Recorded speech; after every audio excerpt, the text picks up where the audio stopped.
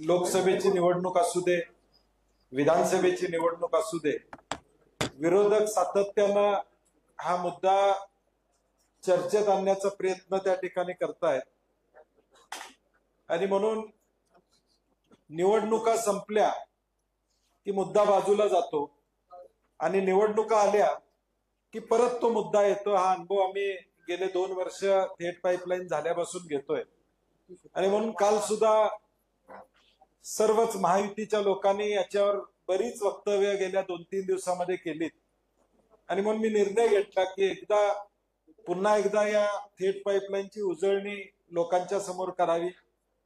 जे सत्य आहे ते लोकांच्या समोर मांडावं आणि या सत्याच्या माध्यमातून किमान या कोल्हापुरातल्या लोकांना त्याची जाणीव आहे, जे आरोप करतात त्यांना सुद्धा थोडी त्याची जाणीव व्हावी, या उद्देशानं आम्ही हे प्रेझेंटेशन आपल्याकडे करतोय. त्यानंतर काही प्रश्न असतील तर त्याची उत्तरं मी निश्चितपणे त्या ठिकाणी देईन. आपल्या सगळ्यांना माहित आहे की निर्माण चौक मध्ये ज्यावेळी सभा झाली होती त्यावेळी मी 2010 साली जाहीर केलं होतं की या महापालिकेच्या निवडणुकीनंतर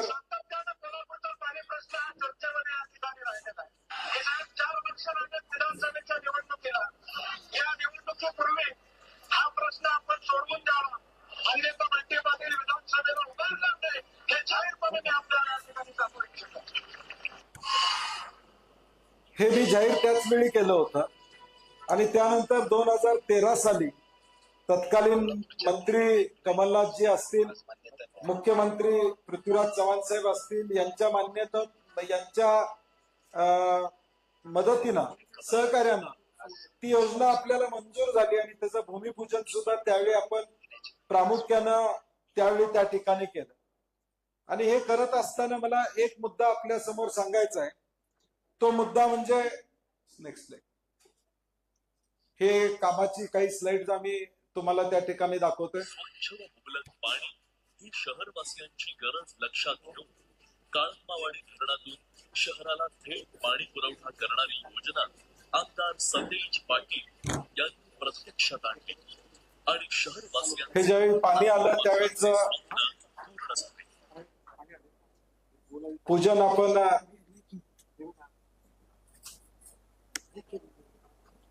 या पाठपुराव्यात ज्यानंतर थेट पाईपलाईन मंजूर झाली त्यानंतर जवळजवळ 55 बैठका आणि 16 भेटी माझ्या प्रत्यक्षरित्या वेगवेगळ्या गोष्टीसाठी झाल्यात. कदाचित त्याच्यापेक्षा जास्त सुद्धा भेटी झाल्या असतील, परंतु किमान 55 बैठका आणि किमान 16 भेटी या प्रोजेक्ट पूर्ण करण्यामध्ये आपण प्रामुख्याने घेतल्या. नेक्स्ट. या भेटीचे काही फोटोज आपल्या समोर आहेत.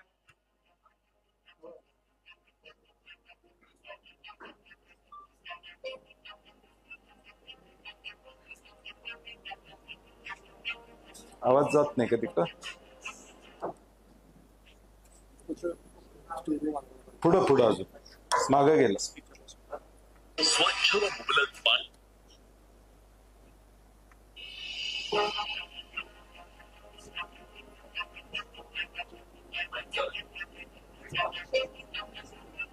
तर या भेटीच्या दरम्यान हे जॅकवेलच्या कामाचे फोटो आहेत. जे जॅकवेलचं काम चालू होतं त्यावेळी सुद्धा प्रत्यक्षरित्या तिथं मी भेट त्या ठिकाणी दिली.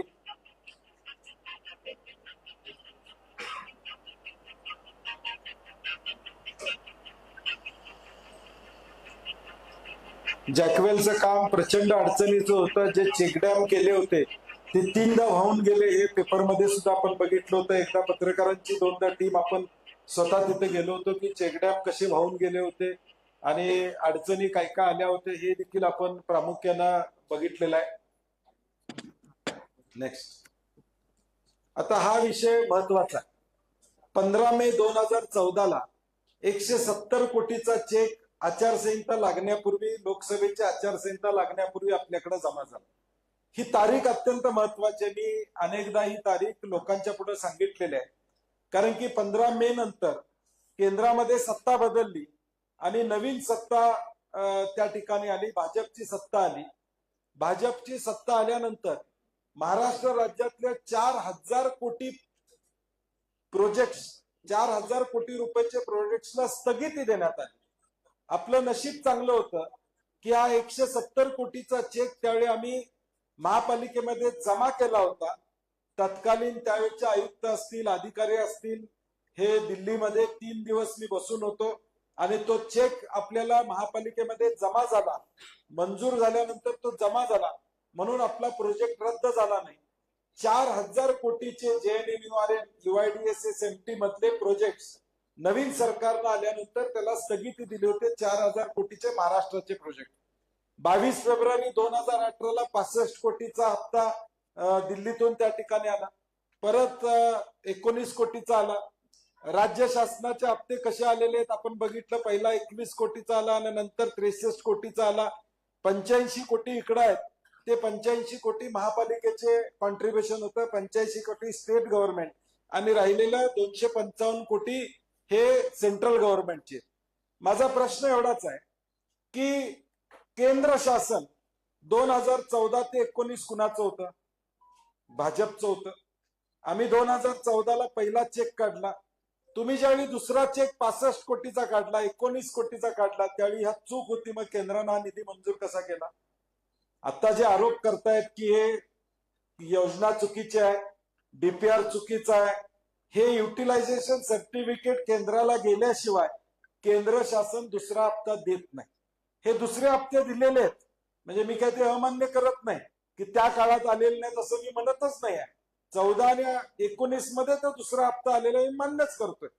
त्यामुळं तुम्ही जे आरोप करताय की या DPR मध्ये चूक होती किंवा या प्रोजेक्टच्या चुकीच्या गोष्टी होत्या, त्याचं खंडन मला करायचं आहे. कारण की केंद्र जर अडचणी असत्या तर हे पुढचे पैसे केंद्रानं दिलेच नसते. त्याच्यापेक्षा पुढचा विषय यामध्ये हे पैसे आमच्याकडे जमा झाले. गेले 10 वर्ष हा प्रोजेक्ट थांबला होता. तो विविध कारणानं थांबला होता ते मी पुढच्या स्लाइड मध्ये सांगणार आहे. परंतु या पैशावर तब्बल 36 कोटीचं व्याज महापालिकेमध्ये जमा होतं आणि गेले 2-3 वर्ष सातत्यानं चालू आहे की 36 कोटी रुपये महापालिकेला वापरायला द्या. परंतु तो निर्णय काय घेतला नाही. ते 36 कोटी केंद्राकडे गेले का राज्याकडे गेले माझ्याकडे त्याची आकडेवारी नाही आहे, कागद नाही आहे. परंतु 36 कोटी सुद्धा या व्याजाच्या पैशाचे महापालिकेला मिळाले नाही, हे मला तुम्हाला नमूद करायचं. आता थेट पाईपलाईनचा हा जयश्री जाधवांची पोटनिवडणूक होती त्यावेळी ही आकडेवारी मी जाहीर केली होती. 887 दिवस हे कसं थेट पाईपलाईनची योजना या ठिकाणी थांबली.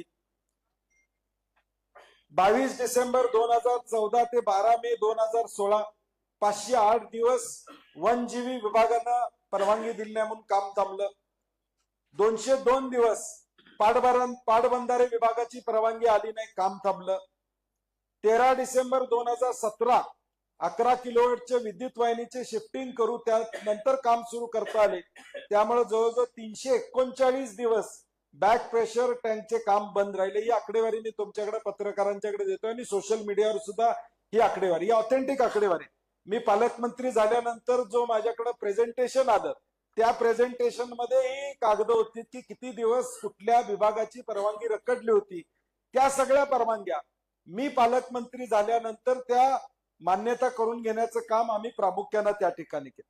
आणि म्हणून मगाशी मी म्हटलं तसं की थेट पाईपलाईन हे अनेक वर्षाचं 50 वर्षाचं स्वप्न होतं.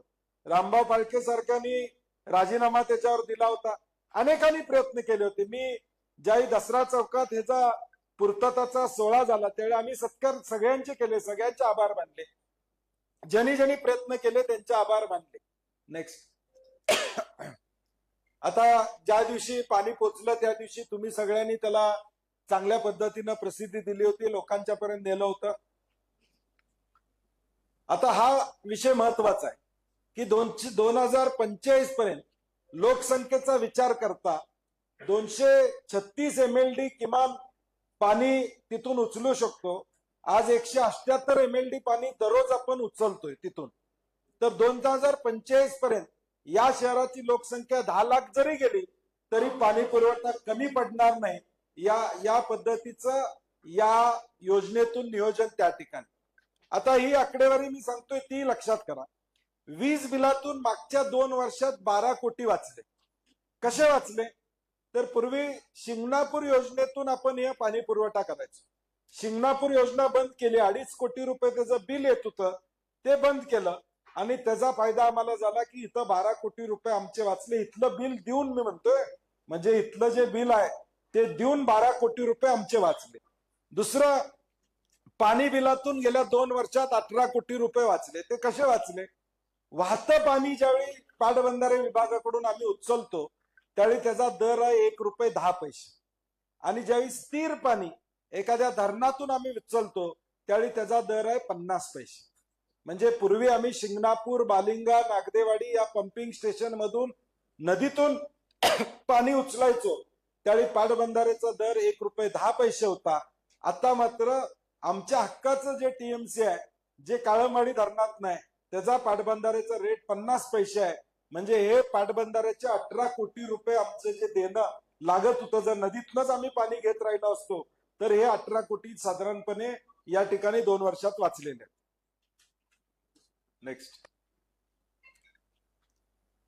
आता हे करत असताना महत्वाचा विषय आहे, कारण की राजकीय आरोप ते करतायत. आता मला सुद्धा गप बसून चालणार नाही की या सगळ्यातला विषय हा सगळ्यात महत्वाचा आहे. थेट पाईपलाईन आणली आम्ही, पुईखडीपर्यंत हे पाणी आणलं. अंतर्गत जी वितरण व्यवस्था आहे ती वितरण व्यवस्था अमृत योजनेतून 12 टाक्या त्या पूर्ण करणं हे गरजेचं होतं. आता या 12 टक्क्याचं कॉन्ट्रॅक्ट कुणाला मिळालं? 2015 नंतर हे कॉन्ट्रॅक्ट मला वाटतं मिळालं. तारीख माझ्याकडे या ठिकाणी नाही आहे, परंतु भाजपची सत्ता असतानाच हे कॉन्ट्रॅक्ट मिळालं.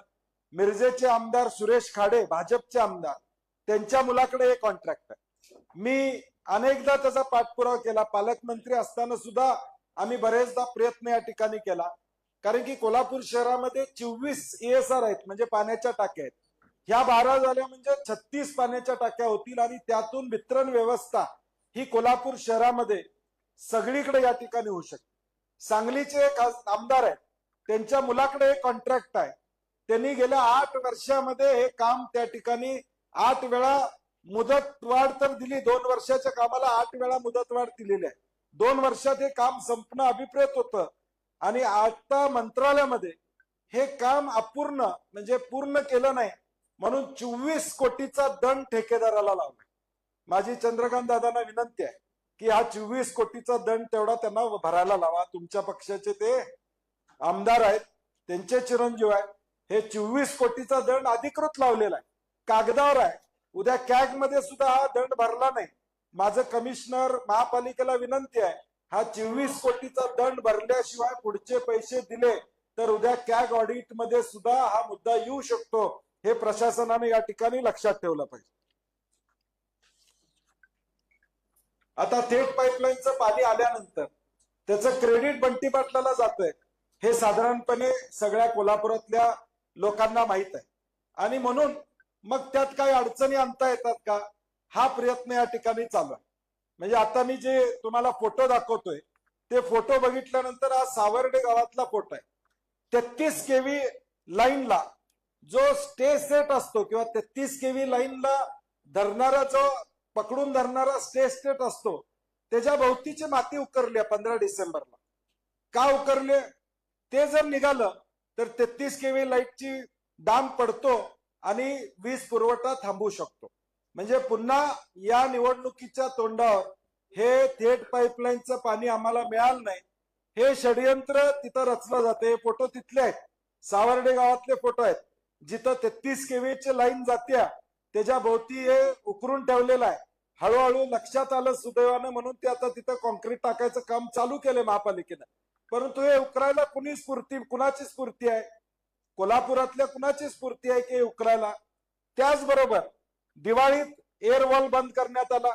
ज्यावेळी दिवाळीमध्ये पाण्याची अडचण आली त्यावेळी एअरवॉल बंद करण्यात आला.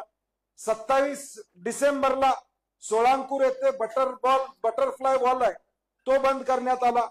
15-16 डिसेंबरला हे निदर्शनास आलं. गणपतीमध्ये तांत्रिक अडचणीमुळे हे बंद होतं.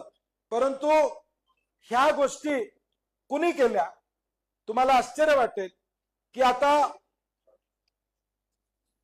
या सगळ्या प्रक्रियेमध्ये 4 FIR आता घातलेले आहेत पोलीस स्टेशनला, की जाणून बुजून ही थेट पाईपलाईनच्या संदर्भातल्या गोष्टी घडतायत.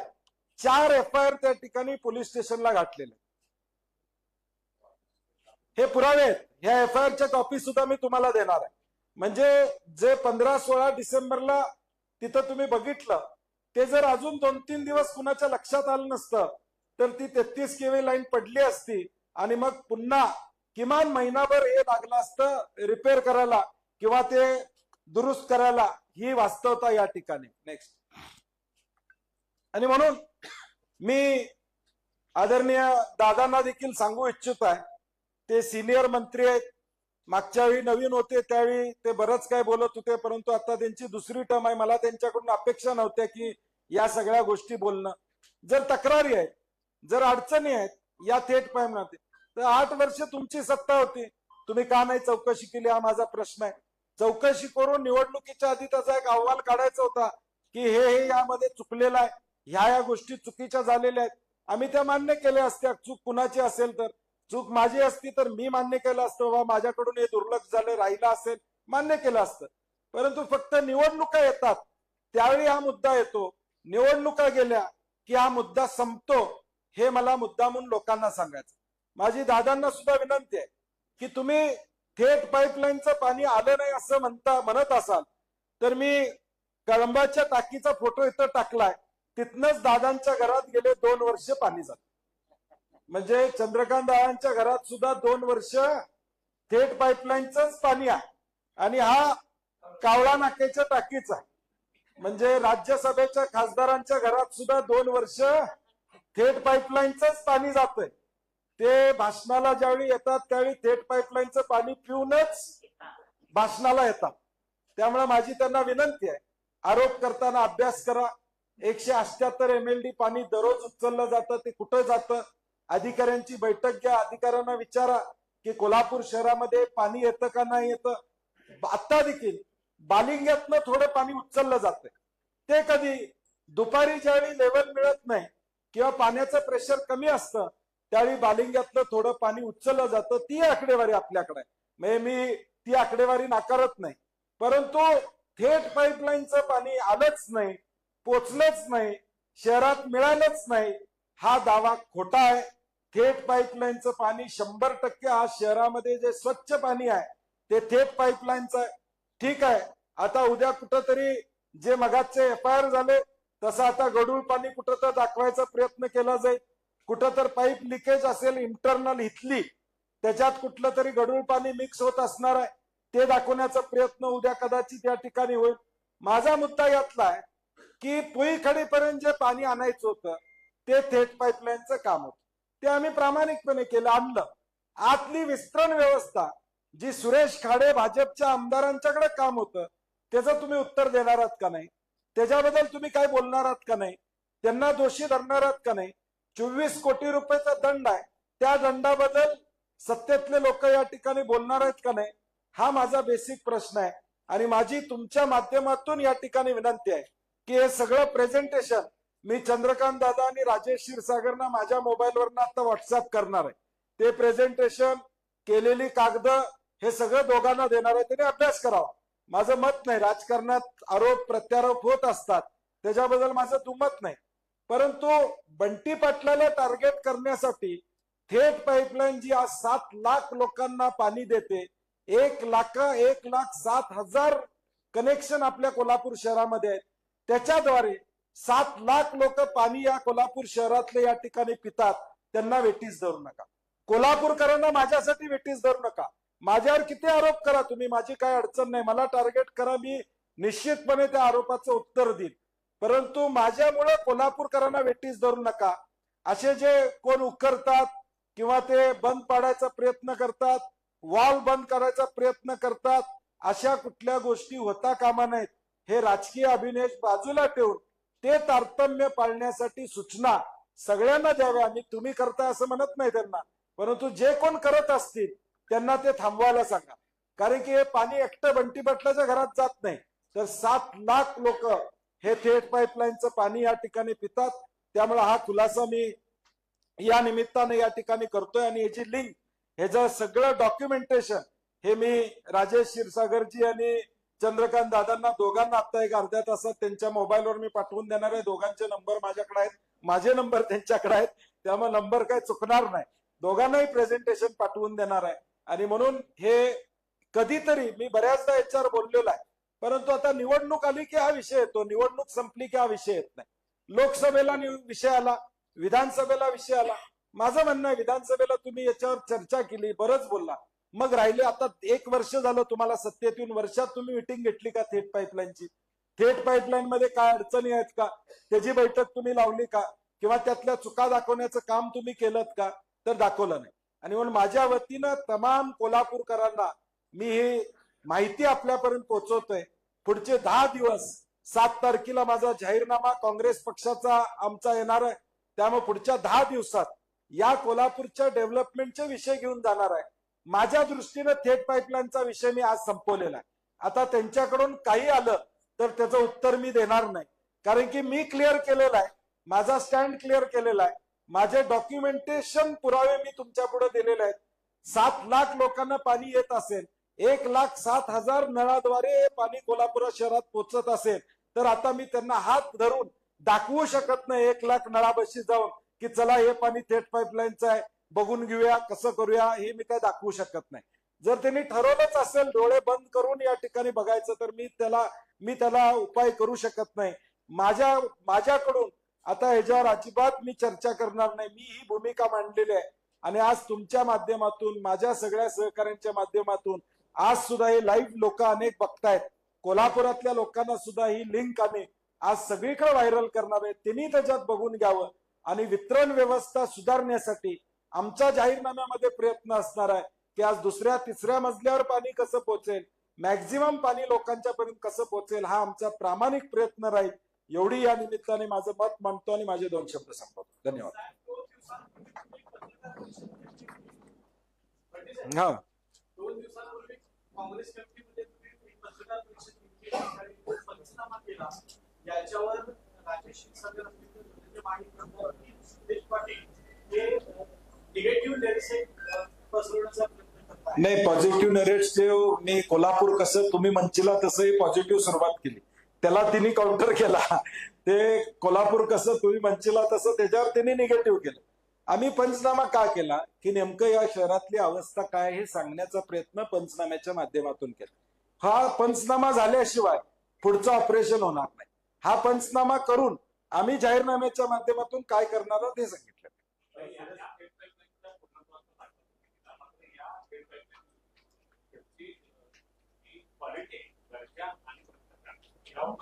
नाही, म्हणून मी मगाशीच त्याचं उत्तर दिलं. 8 वर्ष तुमची सत्ता आहे, तुम्ही का चौकशी केली नाही? तुम्ही निवडणूक आल्यावर आरोप का करता? मधले 10 महिने तुम्ही का चौकशी करत नाही? किंवा या दर्जाबद्दल एखादी कमिटी नेमायची होती, दिल्लीच्या सचिवांची नेमायची होती, किंवा केंद्रातल्या सचिवांची नेमायची होती. पाईपलाईन चांगली आहे का नाही, कशी आहे हे बघायचं होतं. तुमचे हात कुणी बांधले 8 वर्ष? तुम्ही चौकशी करायची होती. फक्त निवडणूक टू निवडणूक हा मुद्दा घेऊन कोल्हापूरकरांना वेठीस धरू नका.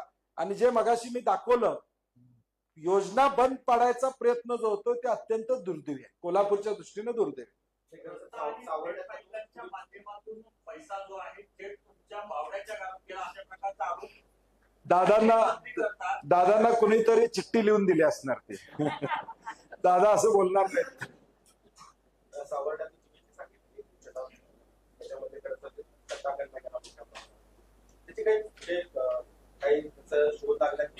नाही, ते कळत नाही ना. आता फोटो जे मी काढले ते फोटो आमच्याकडे उपलब्ध आहेत. मी माझा माणूस पाठवून ते फोटो काढलेले आहेत आणि तिथं माहिती घेतली. मी शांत होतो. हे 15-16 डिसेंबरचे फोटो आहेत. मी का बोलत नव्हतो? ठीक आहे, आपण त्याला वेगळी दिशा द्यायला नको. FIR झालेले आहेत, 4 FIR ऑलरेडी महापालिका संबंधित यंत्रणेने केलेले आहेत. FIR होते याचा अर्थ काय? चुकीचं आहे म्हणूनच FIR होते. आणि आमचं आता सुद्धा म्हणणं आहे, मी जिल्हा पोलीस प्रमुखांना आता एक पत्र लिहिणार आहे की या थेट पाईपलाईनवर पोलीस बंदोबस्त ठेवा, मतदान होईपर्यंत निदान. नाही,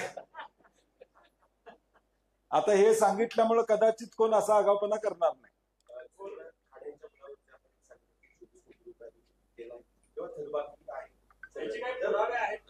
नाही, त्याची कागद आमच्याकडं आहेत. त्याचा मी कागद देतो तुम्हाला.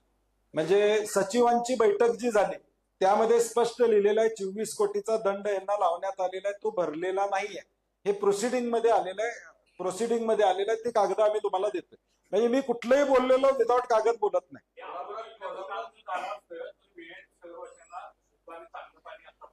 नाही, मला वाटतं 14 ते 19 जर दादानी भाजपच्या लोकांनी याचा पाठपुरावा केला असता आणि चालू केली असती, उद्घाटनही त्यांनी केलं असतं तरी मला चाललं असतं, काही अडचण नव्हती. योजना चालू लवकर करायची.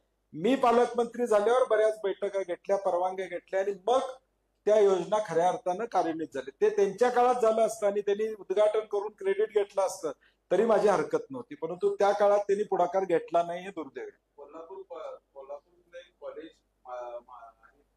दवाखाने सुधारले, कोल्हापूर त्यांनी सुधारणा असं राज्य नाही, मला वाटतं त्यांचं अज्ञान आहे की या सगळ्या, म्हणजे मी म्हणतो ना, इलेक्शन लागली की हे मुद्दे येतात, वर्षभर येत नाही. डी.वाय. पाटील हॉस्पिटलमध्ये किती पेशंटांच्यावर रोजगार होतोय, किती लाखो विद्यार्थी शिकले, हे त्यांना माहित आहे. खाजगीत ते वेगळं बोलतात, जाहीर वेगळं बोलतात. ऍडमिशन किंवा अनेक मुलं या कोल्हापूर शहरातली डी.वाय. पाटील संस्थेमध्ये या ठिकाणी शिकतात. 6,000 कर्मचारी या डी.वाय. पाटील समूहामध्ये संजय डी पाटलांच्या नेतृत्वाखाली काम करतात. या 6,000 कर्मचाऱ्यांचा उदरनिर्वाह या डी.वाय. पाटील समूहामधून या ठिकाणी होतोय. हे मला वाटतं त्यांना तेवढं भास आहे सांगणं की सारखं त्याच्यावर किती बोलणार तुम्ही, काही त्याला अर्थच नाही.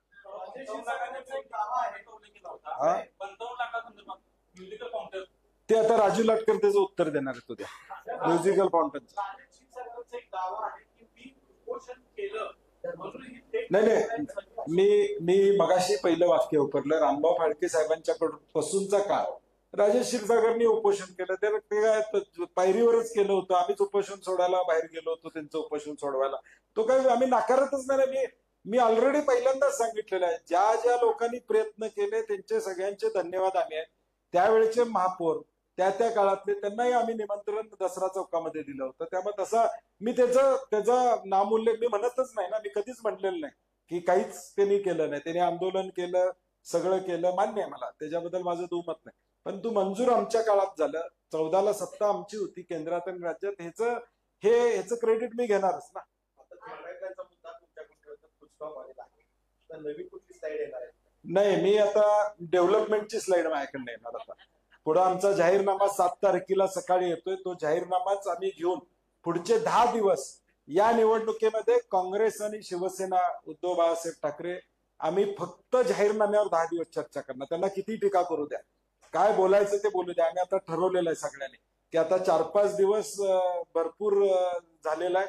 आता त्याची उत्तर आम्ही, एक हा मुद्दा होता तो उत्तर मी दिलेला आहे. आता पुढचे 10 दिवस फक्त जाहीरनामा हा एकच विषय असा आमचा असेल. या शहरातल्या लोकांना आम्ही काय देतो हे सांगण्याचा प्रयत्न असेल. पंचनाम्यामध्ये तुम्ही रस्ते असतील, इतर देखील अनेक समस्या आहेत, त्या कुठे पुढे आल्या, त्या कुठे येणार की त्या जाहीरनाम्यात सगळ्या गोष्टी येतील.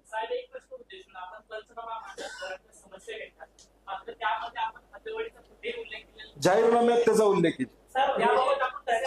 जाहीरनाम्यातला आज मी बोलू शकत नाही. प्रत्येक निवडणुकीमध्ये हा मुद्दा नाही, म्हणजे दुसरा काही मुद्दा ते बोलू शकत नाही. त्यांनी काय केलं ते सांगू शकत नाही. त्यांनी आता काय केलं सांगतात का, मी छाती टोकपणे सांगतोय. माझा एक व्हिडिओ आता ऑलरेडी आमच्या LED व्हॅनवर चालू आहे की कोल्हापूर शहरामध्ये मी काय केलं गेल्या 10-15 वर्षामध्ये. ती यादी बघा. मी काय केलं ते लोकांना सांगतोय, त्यांनी काय केलं ते सांगावं आणि मतं मागावीत ना. त्यांना उठसूट माझ्यावर टार्गेट ते करतायत, याचा अर्थ त्यांना थोडी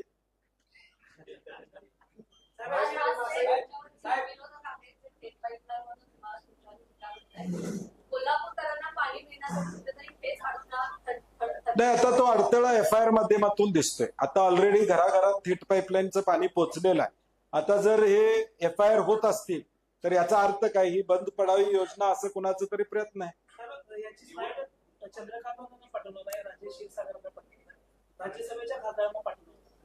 हे दोघं जरा समजून घेतील असं वाटतं.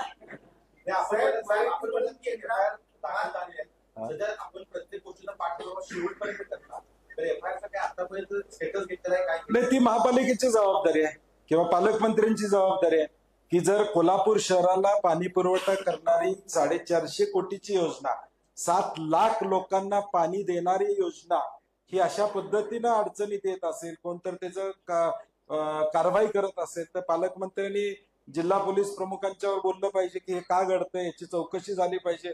बाकीच्या ठिकाणी त्यांचे फोन येतात किंवा राजेश क्षीरसागरनी सांगितलं पाहिजे की बाबा हे चौकशी करा आणि आरोपींना पकडा कोण असं करत असेल. आणि वारंवार होते हे याच्या आधी झालं, शेवटी FIR दाखल करायची वेळ त्यांना आली.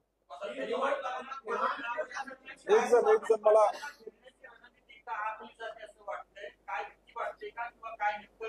नाही, महायुती विरुद्ध कोल्हापूरची जनता अशी निवडणूक आहे आणि या कोल्हापूरच्या जनतेचा प्रतिसाद मला आहे, त्यामुळे मला टार्गेट करण्याचा प्रयत्न आहे.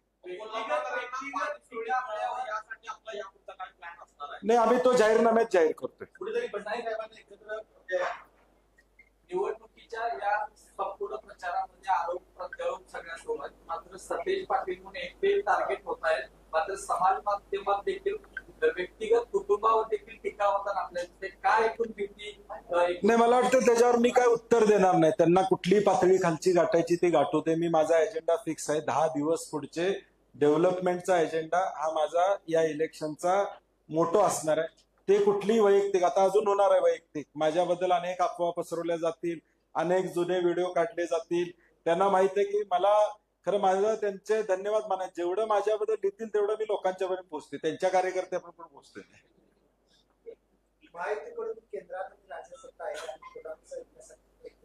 त्याच्यावरही मी जाहीरनाम्यात त्याच्यावर बोलणार आहे. हा प्रश्न मला जाहीरनाम्याच्या वेळी विचारा, मी त्याचं उत्तर देतो. आज मला थेट पाईपलाईन हा विषय होता, आरोपांचा विषय होता. त्यामुळे पुन्हा एकदा तुमच्या माध्यमातून आमच्या विरोधकांना माझं सांगणं आहे की आता आम्ही फुल स्टॉप आहे. तुम्ही आता काही बोलला तर आम्ही काय उत्तर देत बसणार नाही. आम्हाला प्रचार करायचा, लोकांच्याकडे जायचं, लोकांचा विश्वास संपादन करायचंय. धन्यवाद.